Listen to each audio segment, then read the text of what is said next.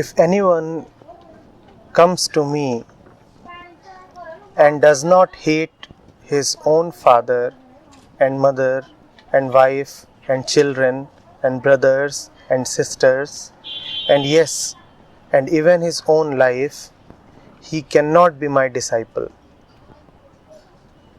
Luke 14:26.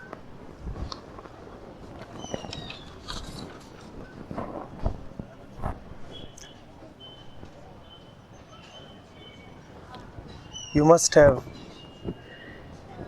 read or heard that famous story.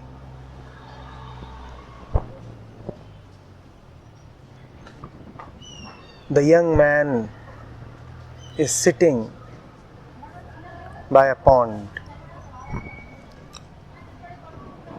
Jesus watches him. He is busy with the fish, the young man. Jesus asks him, "Will you just continue fishing?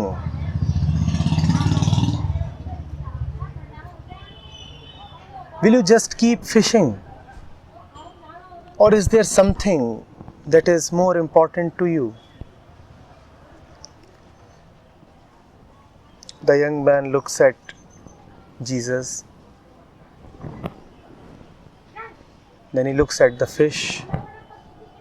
He looks at his entire life in that sudden flash. And he gets up. He says, "I'm coming along." He does not know Jesus. He does not know where Jesus has come from. He does not know where Jesus is going. But he has a certain honesty. Once he has seen, suddenly, inexplicably, unreasonably, what Jesus is, then he cannot deny Jesus. Now he cannot continue with his old worldly ways. Now the fish appears so insignificant. He says, "I'm coming." In fact, he does not even say this much. He just comes.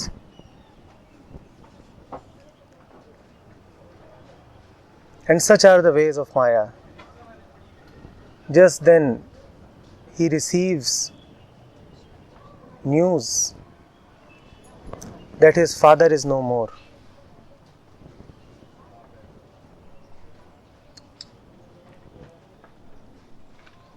He looks at Jesus. Jesus says, "Let the dead bury the dead."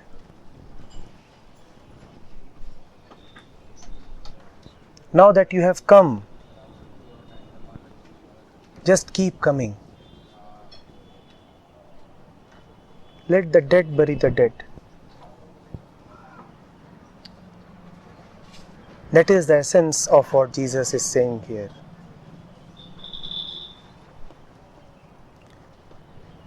There is either the dead or there is God, and there is no other choice available. If you are not choosing God, then you are choosing the dead. Did you see that in the beginning of this session, I had to specifically say that please get rid of your husbands, wives, friends, concerns and attachments for a while? I had to specifically instruct that you must not sit with your partners or spouse.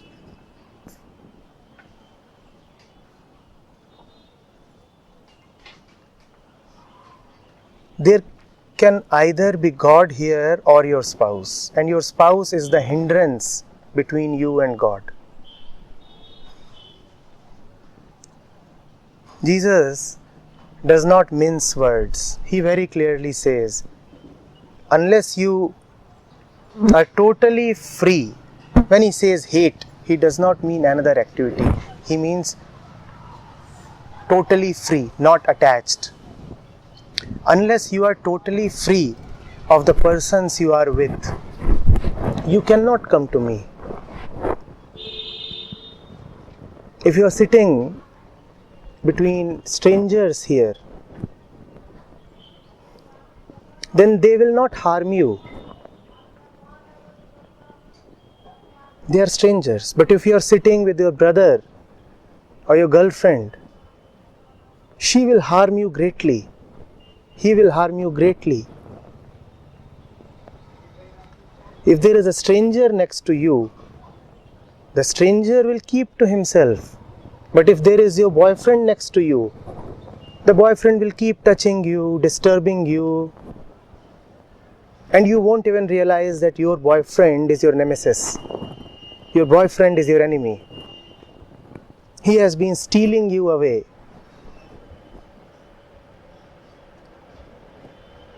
And does that not happen? I see it happening daily. People come as pairs and leave as pairs. Even in front of God, they remain husbands and wives.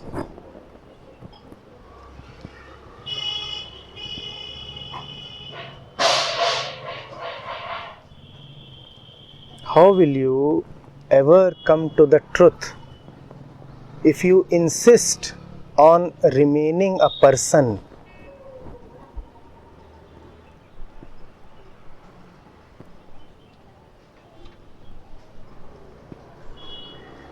Do we have to hate the father? You just can say, okay, it's my father, but it doesn't prevent me from being free. You cannot be forced to do something. When Jesus says Father, you must understand what he is saying. When Jesus says Father, he is talking of the cause that gave you the body. He is talking of the cause behind all your physical identification.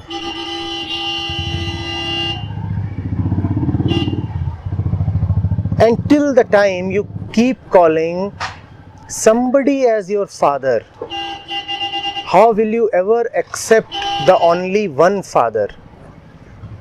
You are saying my father is there in that home, in that district. And Jesus is saying you cannot have two fathers. You cannot have multiple relationships. Your only relationship, your only commitment has to be towards the one. But if you are committed to this world, and the world is not an abstraction, when you are attached, committed, devoted to the world, it is to specific faces that you are attached to. You are not attached to that random man on the street. You are attached to the woman in your home. That is why Jesus is compelled to name. Otherwise, he could have just stated as the Upanishads state. The Upanishads talk in a very refined language. The Upanishads speak from a height.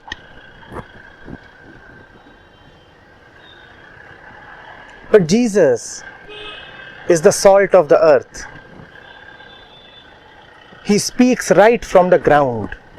He will not just say world, attachments and general principles.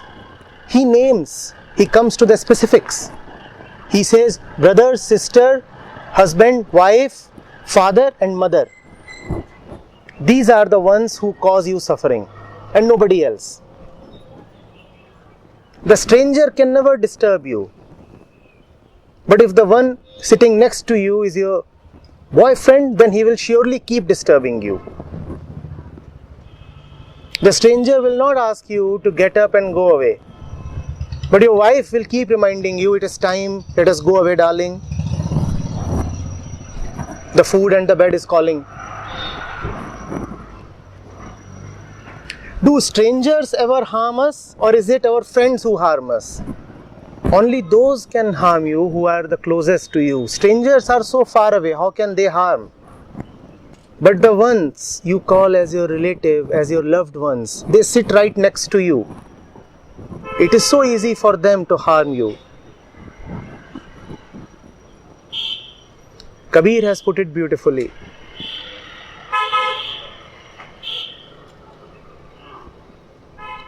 He names 4. Mat, Pita, Sut, Istari. He says, whenever you will proceed towards a divine task, these are the 4 who will block you. Mat, Pita, mother and father. Sut, your sons and daughters. Stri, your spouse. These are the ones who will always prevent you from doing the right thing.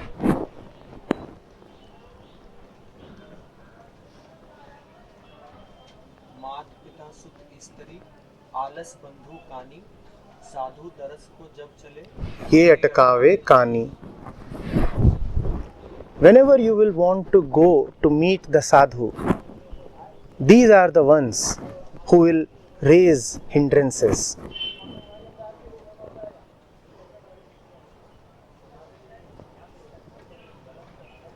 Kabir is just saying what Jesus had very bluntly said a long while back.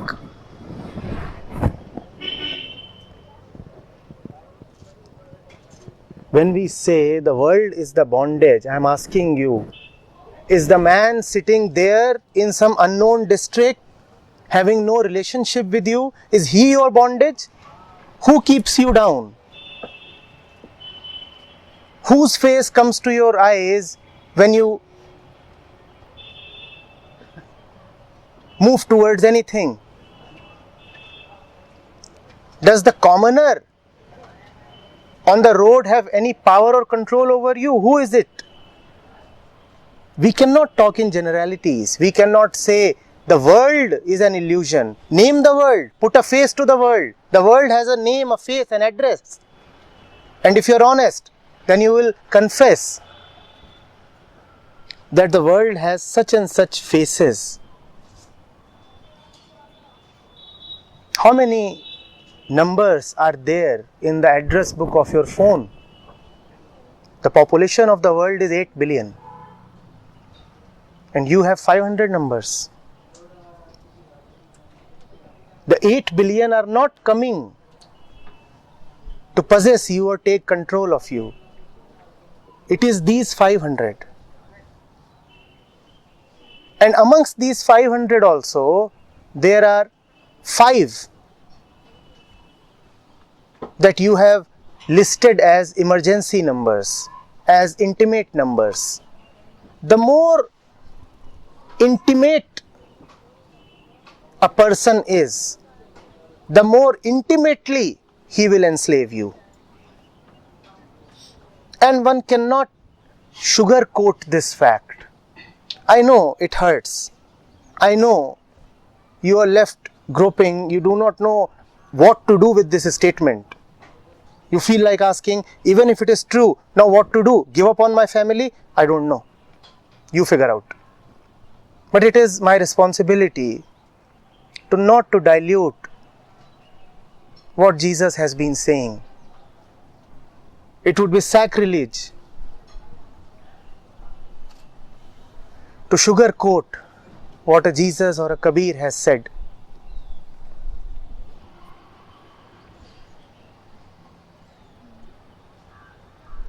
Kindly relook at your relationships. But isn't the entrapment in yourself, in the power that you give? How can they really entrap you? Say that you've given that person power. If you love them, but hold on to your own power, how can they be a hindrance to you? Because you're free. The one that you are talking of is itself a product of the ones you are attached to. Do you have any independent power? When you are talking of you, in the middle of friends, relatives, acquaintances, parents, wife, sons and daughters, who are you? You are a product of all of these. When you are a product of all of these, where is the question of any power independent of all of these? Even your highest power is a slave to these people because they are the ones who gave you everything that you have. Husband gives you security and sex. Parents gave you your body. Kids give you consolation for the future. Your social network makes you feel civilized and wanted. Everything that you have is coming from them. Now, how can you have a power that is independent of them? Which power are you talking of? Well, as the man left his nets, you told us about the man who left his nets and fishing. So that is the power to respond to the call of Jesus. That's the power that you have. Yes, and that is the power to leave the dead to the dead. Then you don't say that I will exercise this power to remain with the dead. But you are saying, no, I can remain there and still use my power. That man who left the fish, did he use his power to remain with the fish? No, that power is the power of Jesus, and that power leads you only to Jesus, not to anybody else. The fish are left behind. Even the Father is left behind. But you are desiring something totally opposite. You are saying, no, I'll use the power of Jesus to stay with the fish. Aha. The power of Jesus can be used only to come to Jesus. The power of truth leads you only to truth and nowhere else. I think you can stay with someone and say, in this you will not bind me. In this I will exercise my power and do this. Maybe we should tell Jesus to make amends to his words then. Huh? Maybe we are smarter than Jesus. Yeah, we are. Maybe we have different viewpoints. Maybe I have heard about Jesus' word in a different way. Here it is. Yeah. In front of you. Exactly. And so many other places. And you can make, just like with everything, you can make a deeper understanding. But here it is, right in front of you. Why are you talking of this and that? Here it is, in front of you. Yes, exactly. Hmm? Your explanation.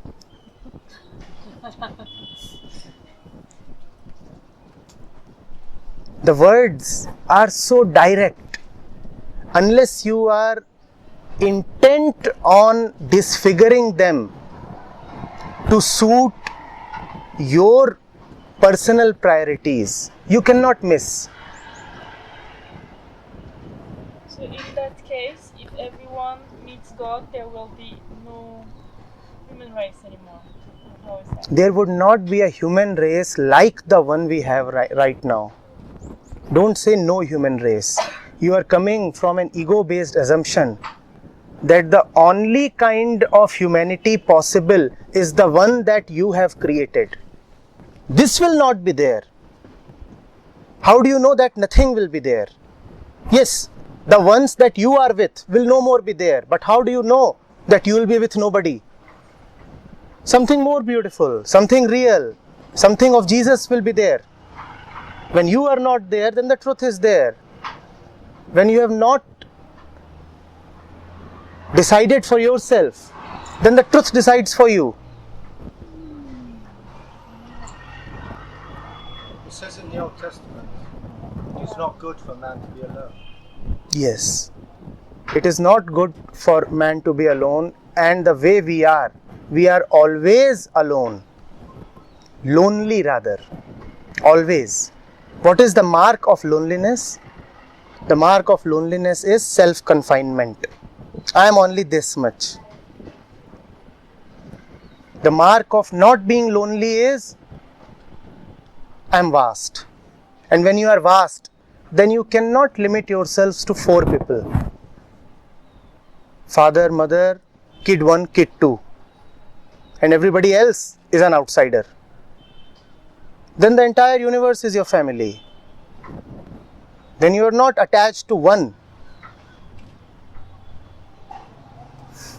I think you can have both. When the entire universe is your family, you can also have you must figure out why are you insisting on both. It is exactly what Jesus said. You cannot have God and mammon both. You cannot have both. He is putting that here without mincing words. He is saying you cannot have both. You must figure out why the thought of having only one scares you so much. If the one scares you, then essentially you are scared of God. And if you are scared of God, forget about meeting Him. Then you can live with the family, which is all right, and totally forget God, which is equally all right.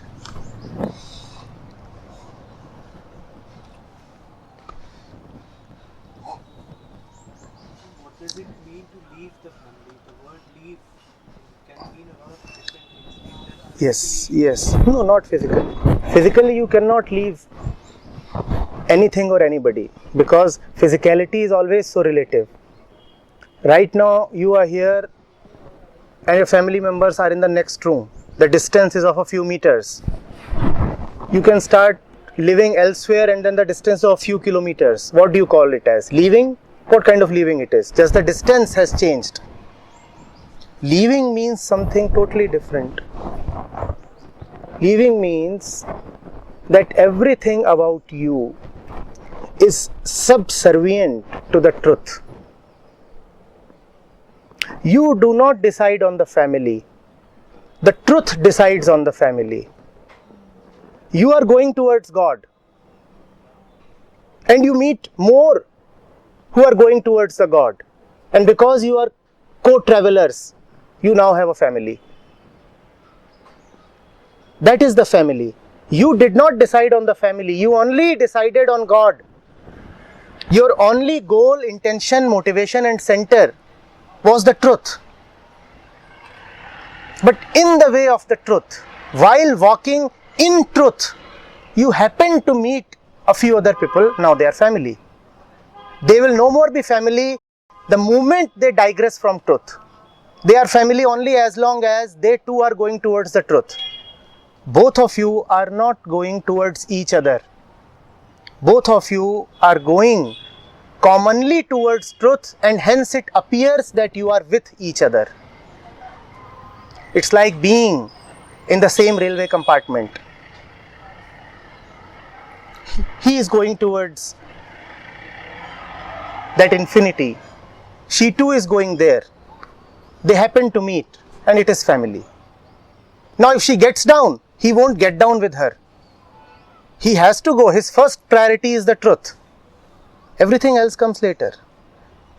Now the family will not decide whether or not you will go to truth. The truth has decided what your family would be. Which also means that now you cannot have a definite family. Which now means that your family now is anybody who is traveling with you. Your family now is dynamic. You have not committed yourself to a particular man or woman. You have committed yourself only to the truth. As long as the man or the woman is equally committed to the truth, he stays with you coincidentally. So it's a dynamic family now. It is a universal family. You are not closed, you are open. You are not identified with anyone. If at all you are identified with the truth. That is the family of one like Jesus. You saw how he went around with his disciples. Family. And there was a woman as well. Family. Family. Why family? Not because we love each other, but because he loves truth and I too love the truth. In your family, you love each other. In a divine family, people hardly have anything to do with each other. Everybody has something to do with that, their common center. And because the center is common, because the heart is one, because the truth is one, So the more you move towards truth, the more you keep getting united, and that is called love. That is real love. We are not coming to each other. Imagine a circle, and a man and a woman are located at 2 points on the circumference, 2 distinct points, and the center is the truth, and both of them keep coming towards the center. As they come towards the center, which is their common center, what happens to the distance between the man and the woman? What happens? It reduces. Now they are not coming towards each other, mind you. They are both coming towards the center. And because they are coming towards the center, their mutual distance also diminishes. They are not looking at each other. The day the man says, "Darling, please leave truth and come with me," the woman will kick her away. The day the woman becomes a hindrance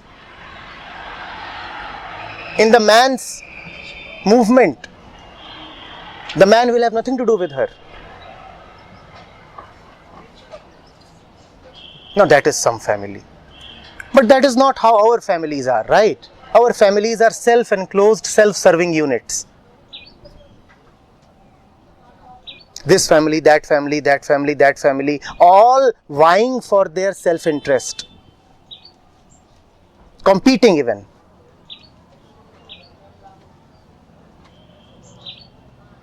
Jesus is saying you must hate such families, and unless you hate such families and your life there, then you cannot come to Jesus. It is only when the false family is gone that the right family emerges. And if you are too attached to the false family, then the right family can never come. If you are too identified with the wrong man or woman, then you have had it.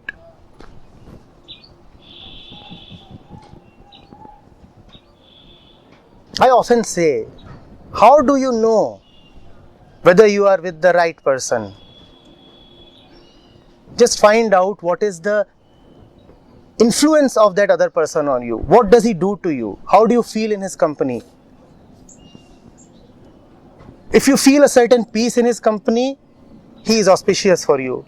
But if he is an element of disturbance, he keeps touching you, fiddling, whispering,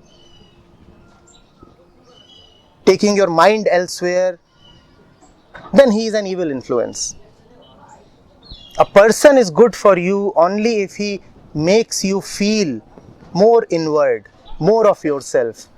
And if a person takes you away from yourself, he is not good for you. If a person keeps demanding attention, he is not good for you.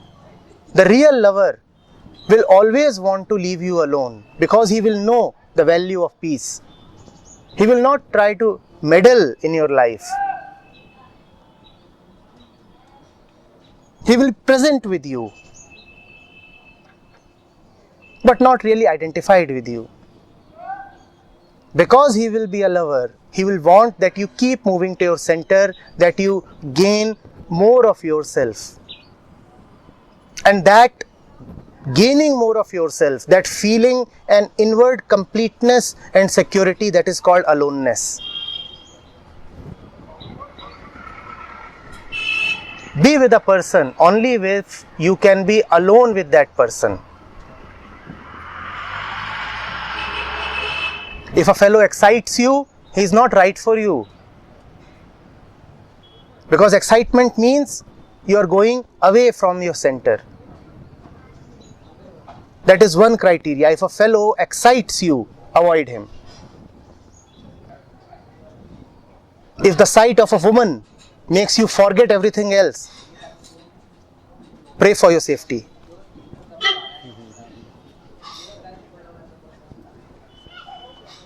It is not a laughing matter. We are paying a huge price.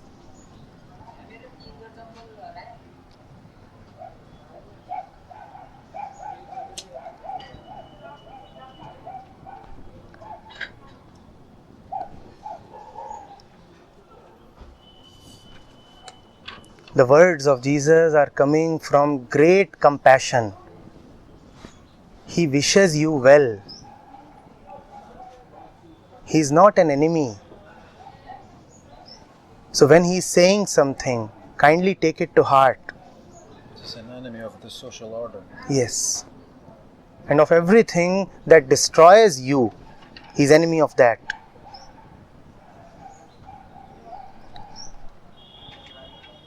Just something to try to understand.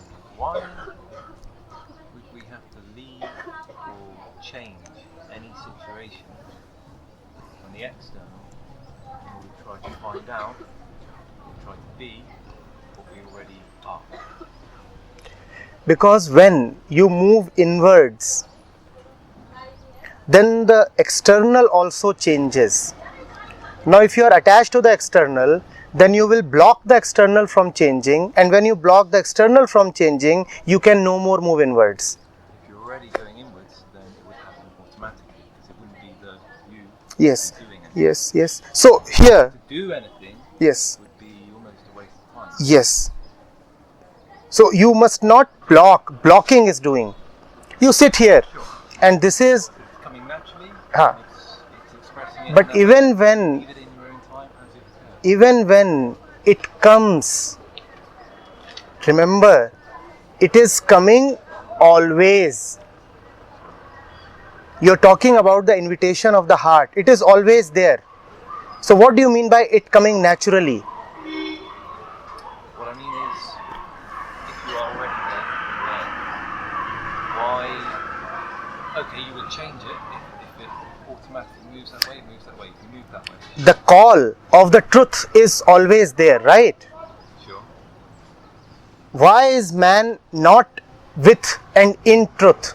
The call is always there. The gates are always open. Because people It is natural and automatic, but it is still not happening. Why? not notice. He's thinking. Why? People don't notice. Why don't we notice? Because we are busy with other things. They don't look. We are looking elsewhere. Busy with other things. That is what is called as blocking. So don't say that when it will happen naturally, because it is always prepared to happen. You by your doing block it. So you're saying,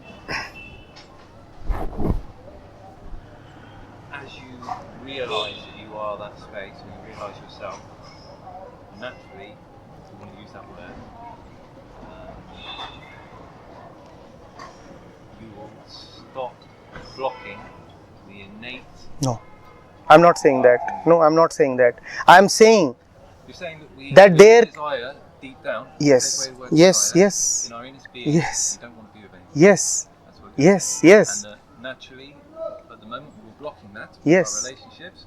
As soon as we drop our relationships, as soon as we go into that space, as soon as we realize, which is there all the time, I know, but we're using it as words. As soon as you drop into that space, everything else will leave. You'll leave everything. That is the stupidity of the ego. You see, on one hand, it wants to drop. On one hand, it is really fed up of carrying the load. On the other hand, when it comes to the moment of dropping, it gets so afraid that it cannot drop. That is why something outside of ego is needed to facilitate the dropping, and that is called grace, which is always there, but the ego blocks it. Even the blocking gets dropped when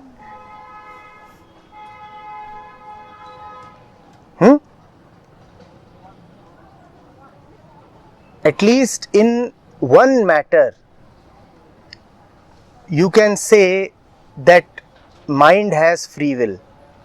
It is the matter of surrendering. Surrender cannot happen without your consent. That is what I mean when I repeatedly say don't block. It is a permanent invitation, but you will have to say yes. The lover is standing with a bouquet of roses at all times, right on your gate, but you will have to open the gate.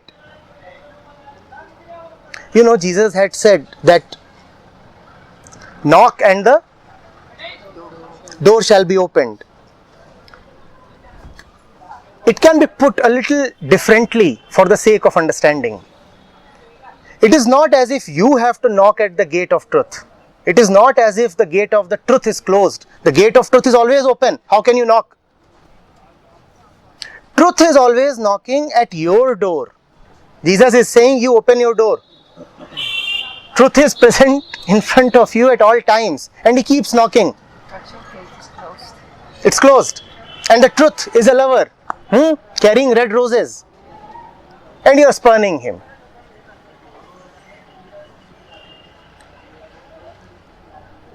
You have to unlock the door. You have to unblock the way.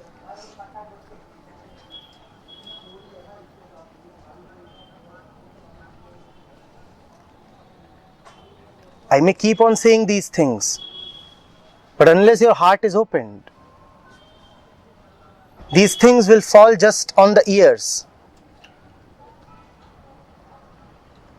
Now, physically, there is no passage that leads from the ear to the heart. The ear only leads to the mind, the brain. Grace is when a sudden highway opens up between the ear and the heart. I don't know whether it is there, only you can know. Sometimes when it opens up, you go and block it. You say, no. Too dangerous. It must come to the mind, I'll process it, analyze it, think about it, I'll sit over it, chew it. And when you chew it, you only make cud out of it.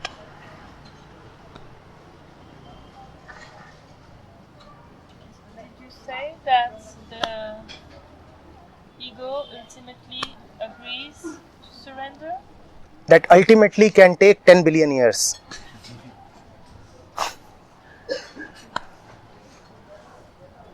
If the ego has the experience apart to something like seeing, you said we can't know what truth is, but we can know what is false, and we can drop the false. So if that happens in one area, in one instance, there's the experience that it's the new situation is better than the old situation. So would that ego not then cooperate in its own dissolution? Yes. It is not an experience. It is again a lessening of experience. When you were carrying that falseness, it was leading to experiences of all kind. When you have dropped it, those experiences have reduced. So this lessening of experiences emboldens the ego to drop more. You are afraid. Fear is an experience. Now you are less afraid. So you are more bold to drop more. That's what I meant by gaining strength. Not gaining strength, dropping weakness. An indirect gaining of boldness. But strength is a word, boldness is The a word. moment you talk the language of gaining and becoming, you are again being ambitious in the worldly way. I would say, we could say, returning to a more natural condition, which yes. inherently has its own integral strength. Yes. Returning is a better word than going. That's my intention. Yes. That's what my intention was. Maya is very subtle.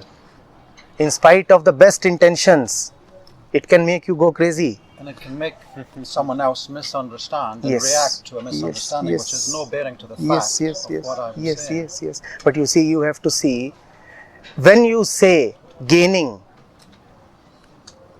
don't you use the word gaining in several other contexts as well? I'm going to gain a little bit of weight. My bank account has gained.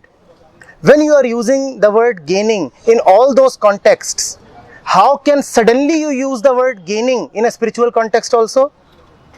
I'm not enforcing anything of mine. I'm just asking you to reflect on how you use affirmative words in your daily life.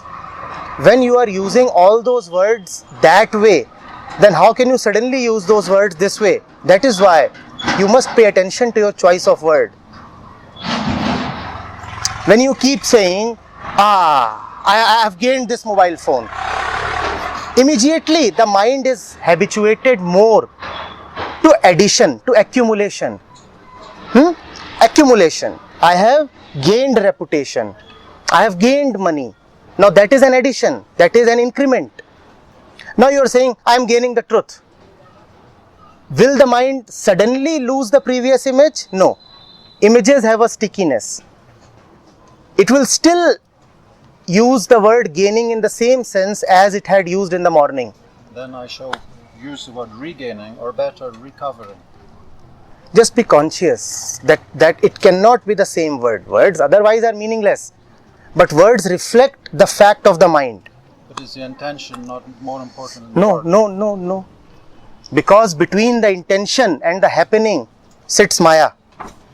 The intention of anybody is always to be peaceful.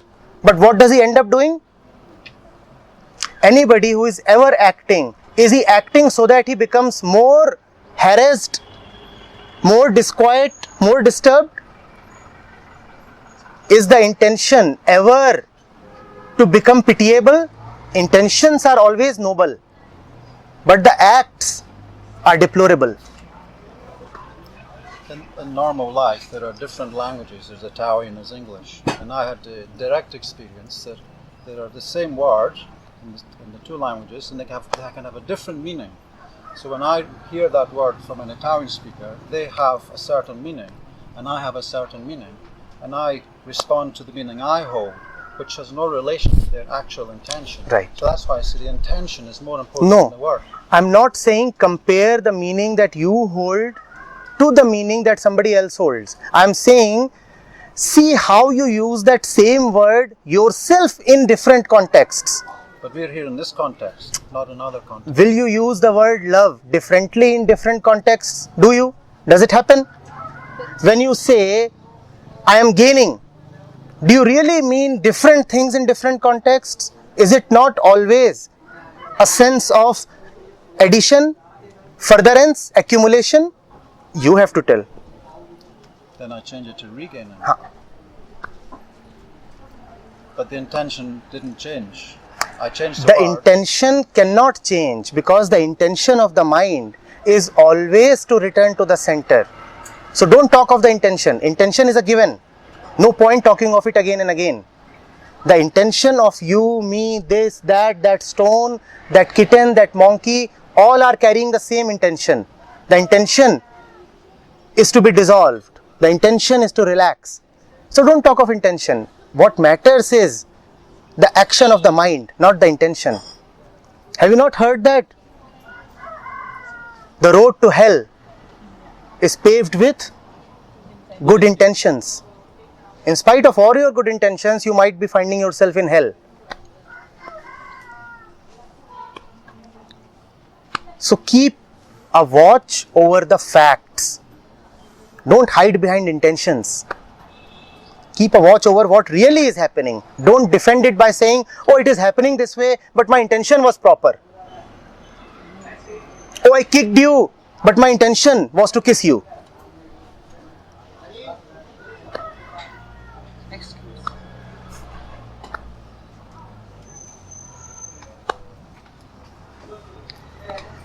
But it happens all the time that what you're talking about, facts and then interpretation according to our biases and prejudices.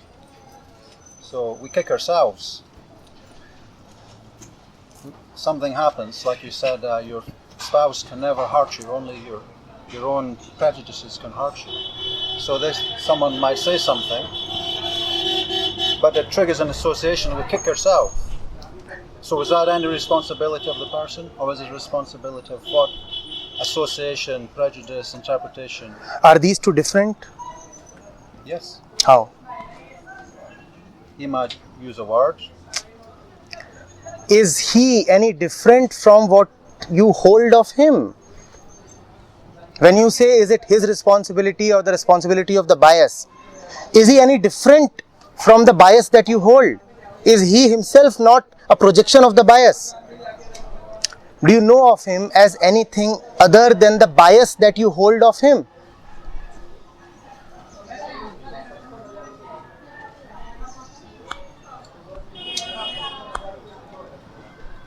I may not know, but a thing is a thing in itself, regardless of what I know No, about it. no. The universe has no objective existence. Didn't Krishnamurti say, see the thing in itself? He is saying do it because we don't do it. He is saying do it because we don't do it. When he is saying observe the universe, then in that observation, the observer also melts. The next thing that he says is the observer is the observed. When he is saying observe the universe, he is saying observe yourself. And if the observation is honest, then observer, observed, all are gone.